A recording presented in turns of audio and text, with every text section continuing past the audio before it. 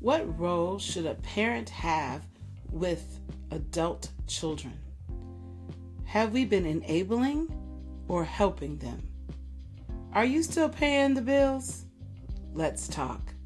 Hello and welcome. You're listening to Life with Libby Joy, a podcast to explore the journey of womanhood, our challenges, our successes, and experiences. It is my hope that you will be informed and inspired through our conversations and stories shared by women who are navigating this journey called life. I am your host, Libby Joy, and we are going to enjoy the journey of life together. Our main topic today is parenting adult children. What's a parent's role with adult children? Are we enabling or helping them? So I'm at the point in my life where my children are now no longer home. Yay! An empty nest is what is often called. But so often adult children are usually still in the nest. Not only are they at home, but they are often still in the pockets of their parents. I've heard some challenging stories of adult children who are doing whatever they want to do with no regards to their parents' rules because they are grown.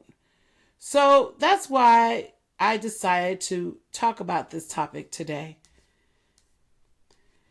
What is our current role with adult children? Well, this may be a shock to some of you, but you're fired from your current position. Yeah, I said it. You are no longer parenting the same way you used to parent your child with an adult. Adults are just different. They're actually people who have their own thoughts, their own minds, and yes, they have their own senses of what they decide is best for their life. So what do we do when children become adults? Well, this actually is one of those two-part thoughts, because if your children are not in your home, our role is different from a parent that has their child in their home. So let me just address both of them. If your children are not in your home and they are launching out into their new world and their new thoughts about their life, they have their own jobs and their own places to stay. What is your role in their life? Well, it's one of love and care, the same way it was from the day that they were born, that you will love them and that you would cherish them. You will encourage them, you'll motivate them, and you'll be their biggest cheerleader. What is different from when they were in your home than when they're away from your home is your sense of control. You are no longer in control of their lives. Okay, I'll say that slower. You are no longer in control of their lives. Now, I know you have definite thoughts and definite opinions about some of the choices that they're making with their life. You have been there before them. You have seen some of those stumbling blocks. You've had some successes, and you would like to pass your previous knowledge on to your children so they won't make the same mistakes you did. You want to guide them in a way that their life becomes easier and more fulfilling than your life was at that point. I'm sorry I have to tell you this, but you are not in control of their lives. Now, you are their parent, and so yes, you have definite thoughts that you can give to them. You can share your wisdom. You can share your concerns. You can share your thoughts about your hopes and your dreams. But these sharing moments are just that. You're sharing your thoughts, your hopes, your aspirations that you desire you want them to be. They make decisions now based on their own understanding. And you have to listen. And this is the words that my friend taught me. Okay, that's what I've been saying to my children. There are things I don't agree with. And I say, okay. And it doesn't mean I have shown that I am in agreement with them. I've already shared what my thoughts are. But now they've told me what they're going to do, and what they're not asking my permission anymore. They're just telling me as a common courtesy. So in my common courtesy, I say, oh, okay. And as a Christian, I pray for them. As a person of faith, I have to get on my knees and ask God to have control over his children, because obviously I don't have that control anymore. And so you have to learn. This is a learned skill. Trust me, I am learning it. I am just beginning this learning process, that their decisions are truly their decisions. This is when your children are away from your home. They are not in your pockets anymore. You don't have any control over what they do. All you can do is give guidance, give support, give love. You can give opinions, but they truly are making their own decisions. So in essence, you are no longer parenting children anymore. You are now becoming a friend of an adult. And that is a different stage. And we'll talk about that in a few minutes. Now, there are another group of people who have children who are adult age in their home. Or if they're not in their home, they are still in their pockets. They are funding either their education and all their schooling, or their apartments. They're funding parts and pieces of their child's life. Or their children are at home and they are giving them a shelter. They're giving them food. They're clothing them. They're doing all the things they used to do when they were children, just now that they're adults. And that is a whole nother thing. That's where I want to talk about the concept of, are we enabling or are we helping our children? This is also a personal choice. And so this is just my opinion. I know that there are some cultures where they feel that the children should stay home until they get married. And so this is actually something that they're used to. And this is not a unique situation, that the parents know that children will be at home until they get married. And so that's something that they've already set up in their household as a part of their culture and their family. That is great. Actually, I applaud that. However, even when you are in that kind of situation, your children have to know, if they're at home with you, that they still have some restrictions and some rules and some responsibilities because they are at home. You still have the right to give what is good or what you allow in your home and what is not allowed in your home. Now, that doesn't mean that you have the right to tell children what to do as they're adults, but it does say, in my home, when you're here, these are the things that I allow and these are the things that I don't allow. And to have that conversation with them, not as a, rules, you can't do this, you can't do this, but to have a true conversation. That in my home, actually, when I was an adult child, I guess I'm still an adult child, but I'm out of my mother's house. But when I brought my fiance at the time home to my parents' house, my dad was very strict to tell my then fiance that he was not allowed to stay in my room, that under his rules, there was no cohabitating, no sharing of rooms. And we didn't even ask, but we said, oh, that's fine, because that was his home. That he didn't say, when you're away, because I had my own apartment at the time, he didn't say, well, when you're away, you can't do whatever. He didn't mention my life away from him. He only mentioned what he would like for me to do in his home. And with that, I have to respect his rules. Those were his household thoughts, and that was his core values. And for me to be respectful of those values was an appropriate response as an adult. And if you have adult children in your home, they should understand that while they're not children anymore and they're adults, they should have respect for you as an adult. And you should have truly an adult to an adult conversation, that these are the things that are not allowed in my house. These are the things that I'm expecting of you.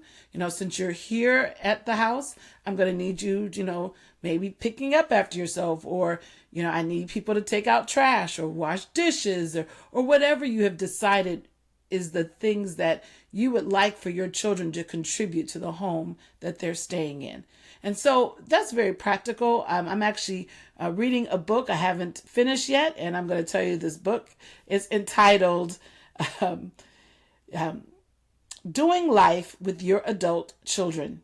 Keep Your Mouth Shut by Jim Burns. And he is an author that actually has a Christian background. But it's funny because I like the concept of the book, to keep your mouth shut. And I loved the title. So I had to read it because I'm like, what do you mean keep your mouth shut? Because as adults, we are trying to share with our children who are now at that age what is necessary for them to be grown and what things that they need to do. And so we feel it's our obligation as parents to continue to guide them. But this is not the stage that we're supposed to overthrow with guidance. This is a stage that we're to listen, we're to friend. We should be really, truly just someone that opens our hearts and our minds to our children, that they find a safe space to talk, that they know if they want information, this is where I go. If I want suggestions, this would be where I go. But if I don't, I can come and just say hi to my mom or to my dad, and they'll share their loving joy and highs with me. And so I just wanted to share that. Okay. So are you enabling or helping your children? In both situations, whether your children are away from home or if the children are in your pockets at home, are we enabling or are we helping our children? And Jim Burns did a great job of explaining the difference between enabling and helping children. He mentioned that when you are enabling someone, they have or continue to have the same behaviors over and over and over again. For example, if I'm giving a child $50 this week because they say they need money, and the next week they also need $50, and then the following week they also need $50, and it seems like it's a repeated pattern of $50, that is an enabling concept where the person hasn't changed behavior. They are just continuing to adapt to you giving them this $50. And that's just an example. Whereas if you say, I am helping my child, because what if my child is having a hard time maybe finding a job, or my child is having a hard time, with finding a place to stay, and I'm letting them stay here for a certain amount of time. That's helping a child. That you've said, you may stay at my house until maybe you all have established a time period, the next 3 months, or until you find a job, or till you get this amount of money to get an apartment. And that person is really moving in a direction of independence. That's helping a child. Yes, I'm paying their rent for the next 6 months because we have an agreement. They're in school and I'm paying part of their rent. That's our agreement. They do well at school, I pay their rent. That is helping a child, because at the end of that, when the child is done with school, they are going to move on to their next thing. This is not a permanent situation, and this is not enabling. This is a help for this particular period of time, and we've established that. And one of the things he mentioned was boundaries, and I think that was so important for me, that you make sure that you have set boundaries for your child, whether they're at home or they're away from home, and that you're helping them financially, that you've set some boundaries of, this is why I'm doing this. This is my expectations for this time period that I'm helping you. And when that is very clear, that is where you move from. Now, there'll be some adult conversations that'll be had, because sometimes children decide that they want to do all kind of other things other than what you had initially planned for them to do. Like I've decided, that there was an example in the book that the person had decided to pay their child's rent for the first 3 months while they were getting settled into a new city. Well, the young lady found this wonderful boyfriend and she decided to move in with him. And then so now her parents were like, well, I'm glad you all have made this decision. However, that was not a part of our agreement. I'm not funding you and your friend to be in an apartment together. That was not our original plan. And that's not I don't think that's a bad thing that the parent was saying, you're changing what we had planned to do. So then my thoughts on what I'm going to be able to do may also change as well. And again, if we're talking about adult children, they should have these strong adult conversations. And with adulthood comes responsibility. And to know that if you are making choices that your parents have or have not do not agree with, and you have already made some kind of commitment to them, your commitment or their responsibilities may change. And so just be aware of that. If you are an adult child, and I'm talking to you, if you're living with your parent and you have decided you want to do this new career, I don't know what it could be, and your parents are against that, and they are having conversation with you, you need to talk to them and listen. Because if they decided they were going to help you for these next 3 months while you went to, I don't know, med school or law school or whatever you're doing, and then you've changed your whole mind, you have to have a conversation with them because you all were in a partnership together. And yes, you're an adult, but even adults have to have conversations that are tough sometimes. And sometimes that means that if you've changed your mind of what you're going to do, your parents may change their mind of what they are able to do for you at this time. Doesn't mean they don't love you, but they have to make sure they keep their boundaries so that they feel safe with what they decide to do. Okay. Yeah, I'm not beating up on anybody. I'm just talking. The next thought I had is that when we give suggestions and thoughts to our children, in whatever stage it is, that we are not giving commands or dictations. Even in our tones, they have to change. Now we are not talking to a subordinate. We are talking to somebody that literally is in the same, I don't want to say is exactly the same. I do have children, so I am very, very clear that when I say, oh, we're the same, they said, we used to say when the kids were younger, I'm not your little friend. Well, now the kids are getting older. I am friends with my children. However, there is still a difference in our relationships, but we have to make sure how we talk to our children has to change. We cannot command them to do something or dictate. This is how it's going to be. And there's no conversation that's had. It's not because I said so. That's never really a good idea to say anyway, but it's definitely not a good idea to say for an adult child. If you're having conversations about what they're doing with their life, and I'm not talking about, and I will in a minute talk about things that are just really negative things that kids can get into. But right now, I'm just talking about when kids make choices that you would not make for yourself. You have to make sure while you're giving your information to your child that you are not coming across as I told you so, or you're not coming across as it's my way or no way. There is a different tone when you talk to an adult. If me and you are having a conversation now, and you're saying, well, Libby, I don't agree with what you just said about adult children. You see how you would talk to me? I don't agree with that. I'm thinking this is a better idea.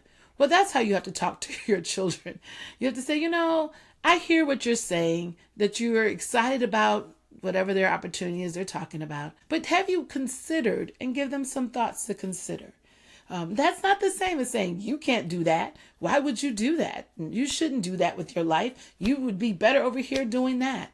And even the tone and the language really is important when we talk to our children as adults. We have to learn truly to respect them as they're learning their adulthood. Some of your children may be in their 30s, so they've been in adulthood for a while. We have to make sure that we talk to our adult children like adults. How you would want to be talked to and treated is how you should be talking to and treating your adult children.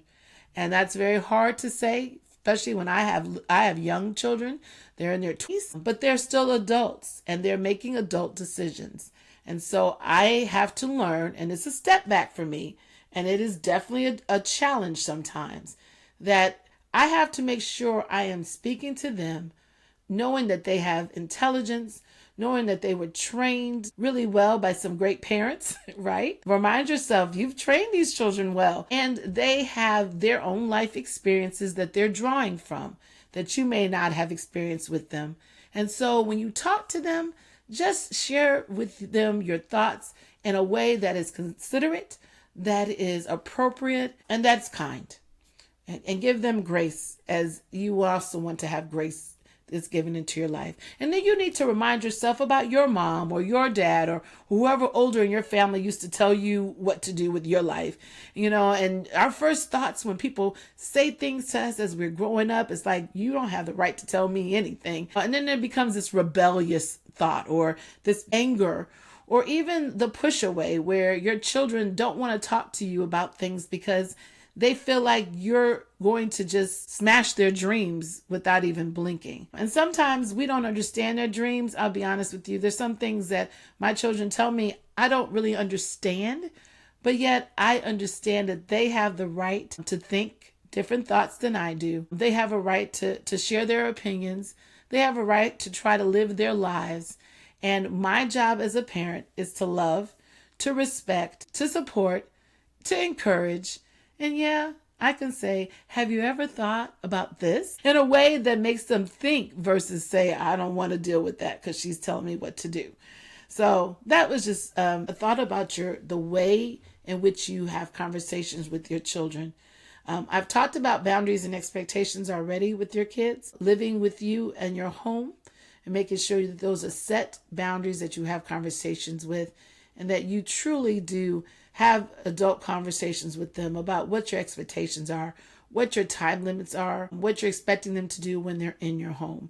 And so, it's a different world, really, when the children come home from when they were teenagers in your house. They could just, sit in their rooms and then wait for dinner to come. As adults, they may learn that dinner is in the refrigerator. They may have to make it. If there's chicken there, there's waffles there. There's something to eat. You may have to make those things and make sure that they understand that their roles may be different. Now, I've said all those things, but here's the challenging parts. When your adult child has a failure to launch or is slow to launch. I will mention first that sometimes when adults or when children come home, either from school or maybe they didn't go to college and they're home in high school and they're in your home and they're not progressing, or they're not getting a job, or they're not doing anything that would be productive for them to move forward or to have some kind of exit plan. One, you always have to think about their mental health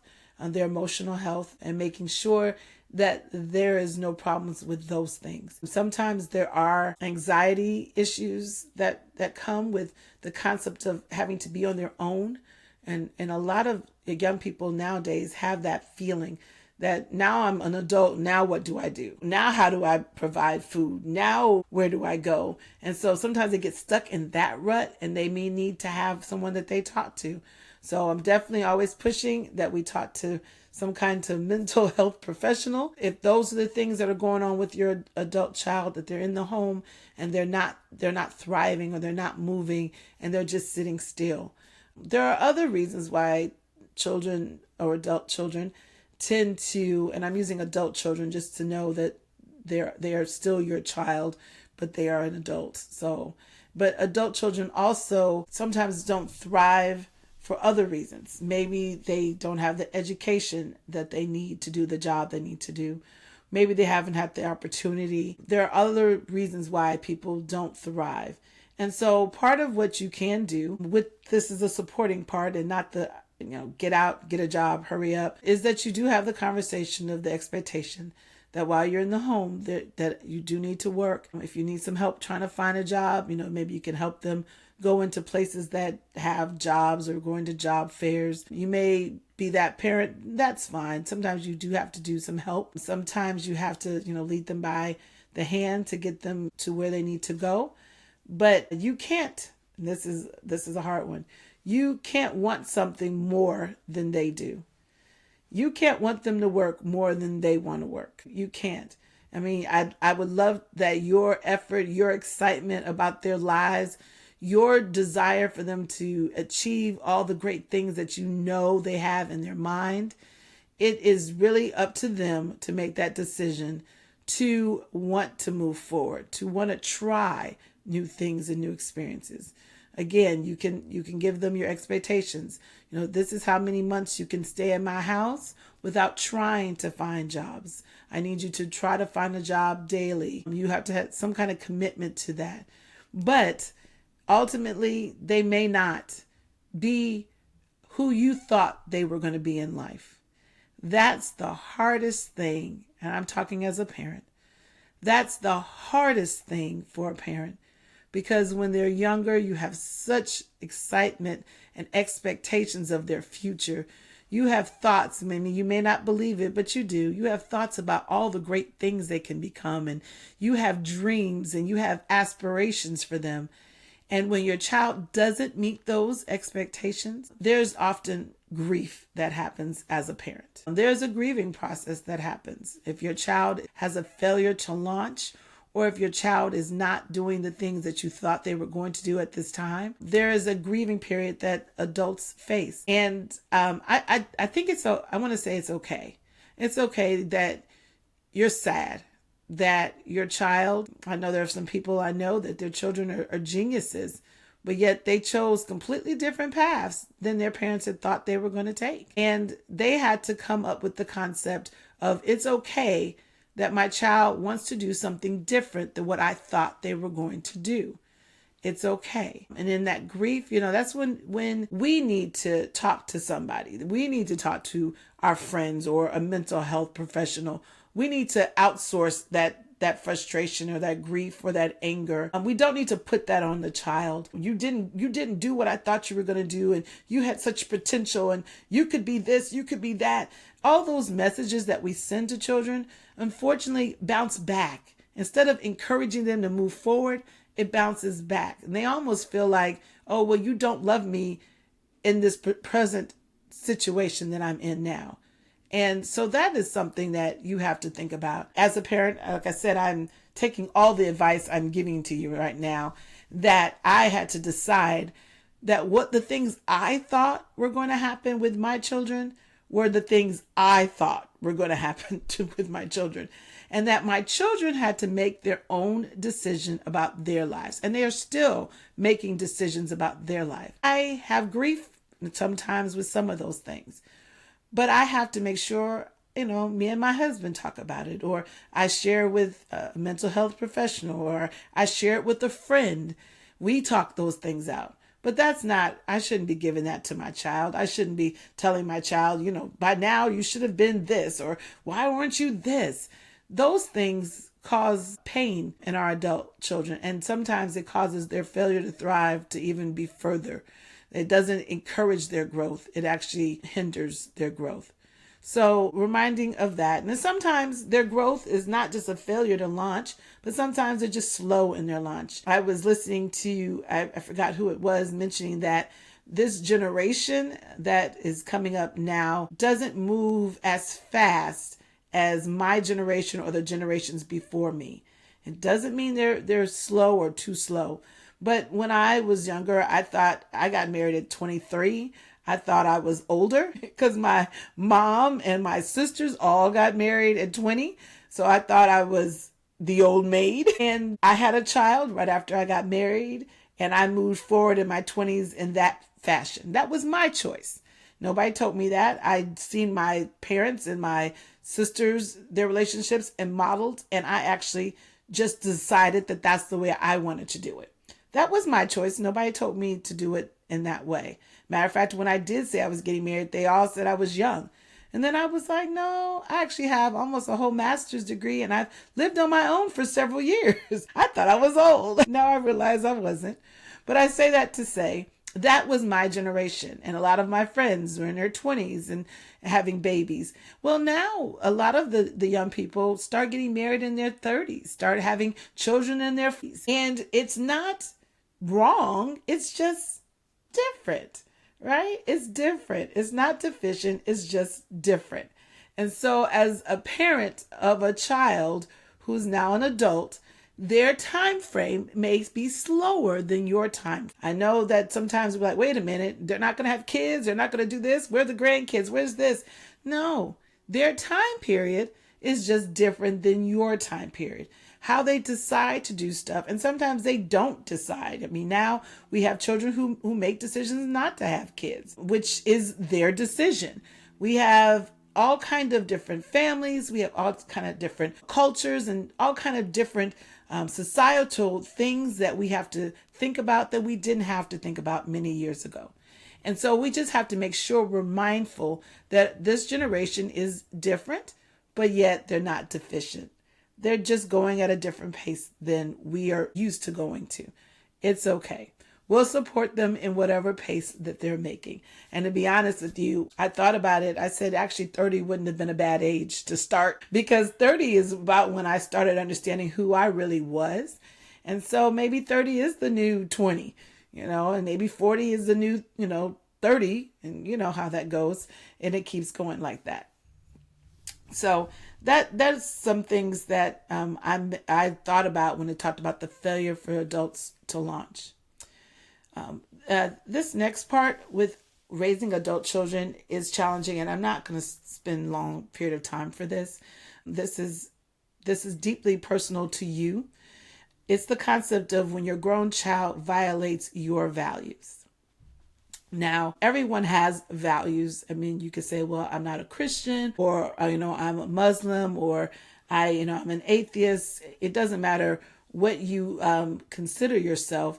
When you say you have values, everyone has their own set of values. A lot of people have very strong family values. They have values for work and ethics of working hard and being successful in that manner, or even the educational levels in which they decide or desire for their children to be or do. And then this one specifically was talking about the use of illicit drugs. And when children decide that they're going to do something that could possibly harm them or harm someone else. And they were talking more about alcoholism, drug addiction, and things of that nature.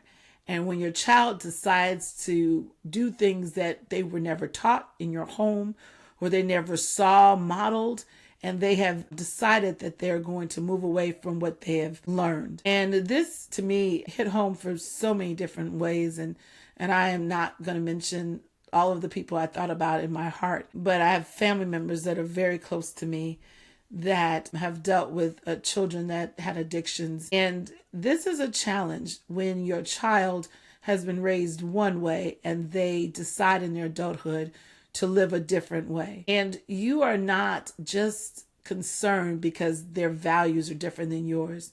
Your concern is usually because you don't want them to hurt themselves. You don't want them to hurt anybody else. And you're concerned that they're not going to make their way back into society to be able to live a life that is standard or even normal living as far as being healthy and being happy. And so these are conversations. And again, I'm not going to spend a long time on it because I really do think this is when you need to have a mental health professional. When your child is struggling through addiction, I think you definitely need to be in someone's office talking to them about it. You wish your child could be there with you, and so you all could do the journey together of healing and deliverance. But unfortunately, a lot of times you can't. And you can only focus on you because your child isn't listening, your values or your morals or your beliefs. Instead, they're deciding to do their own thing. And there's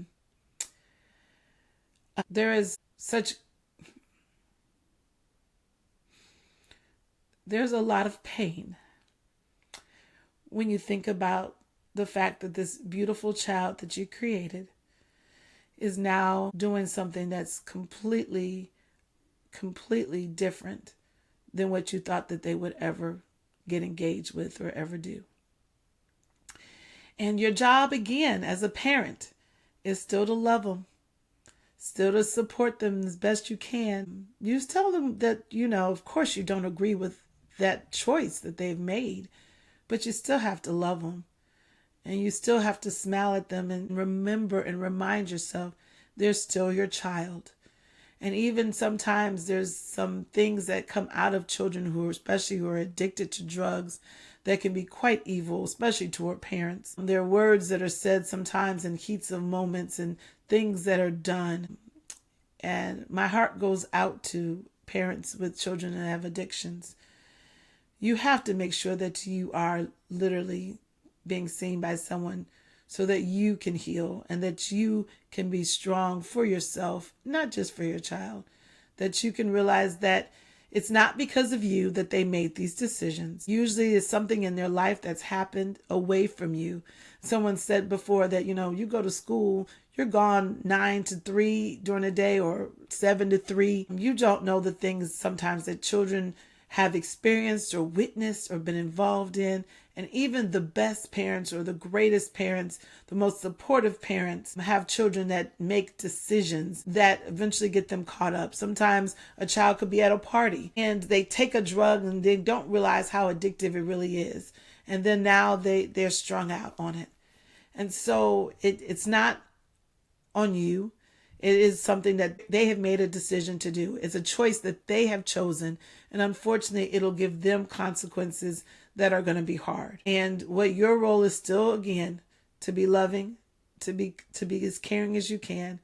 And then to suggest the things we always suggest, if you need out, there's a counseling over here, or there's a program here. Occasionally you may have to say those things to them when you see that they're on the ropes and they need some guidance.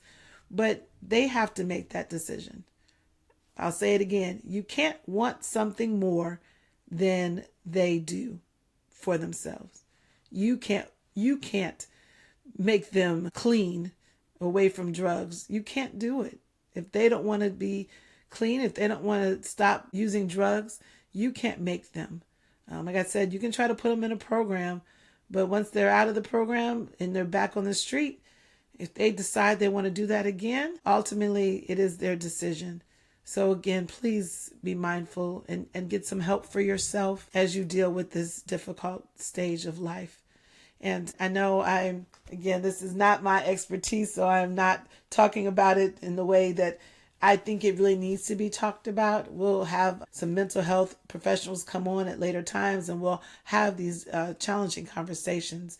But today, as a parent of an adult child, as a parent of adult children, I just want to make sure you realize your role in all of these things I mentioned today. Our part is to love and be supportive of our child. Children should know we are their safe place. Always be loving and open. Don't dump your anger or frustration on your child. You need to talk to someone, talk to a friend or your therapist. And again, when you're dealing with these issues, you may need to seek a professional counselor or therapist for your children if they need that. Okay, so I think that was a lot today. I was trying not to tear up too much, talking about some very important issues, but I want you all to be knowledgeable that, with adult children, there are lots of responsibilities. And even though our current position that we used to have when they were teenagers, that we were in control of their lives, we are no longer in control. Say that with me. I am no longer in control. Say that with me. I am no longer in control. They are in charge of their lives. If they live with me, I can set parameters. I can set expectations. I can give deadlines and timelines. But I do it in a way that's a conversation with an adult. And I show love and I show kindness in the midst of all of our conversations. I'll have to learn how to keep my mouth shut sometimes. When they say what they want to do with their lives, I may have to say, okay. And if I'm not saying okay, I may say, oh, just a thought. Have you ever thought about? And I'll say it in such a way that it's more of a thought versus a command or a dictation. It's a suggestion given to an adult by another adult. Because adults do talk about things with each other. And then if a child is failing to launch, we remember that we also have to just encourage, support, and again, to keep our expectations of what we need for them to be reasonable as we give them that conversation. And when they make poor choices, again, you need to talk to somebody. These are the choices that they are making. It's not about you. But I know it hurts, so you need to talk to someone. You need to let that hurt and frustration out with your therapist. My takeaways for today. So this has been an exciting episode today with Life with Libby Joy. I'm Libby Joy. Thank you for joining into this conversation today. Our next episodes will again be talking about the joy of motherhood, more conversations. I'm actually going to be excited to share with my sister and my friend. Yeah, she's actually my biological sister and she's my friend. And we're going to talk. Tune in next Tuesday at 8 p.m. Eastern Standard Time. Please subscribe and share this podcast with a friend. Remember to enjoy the journey.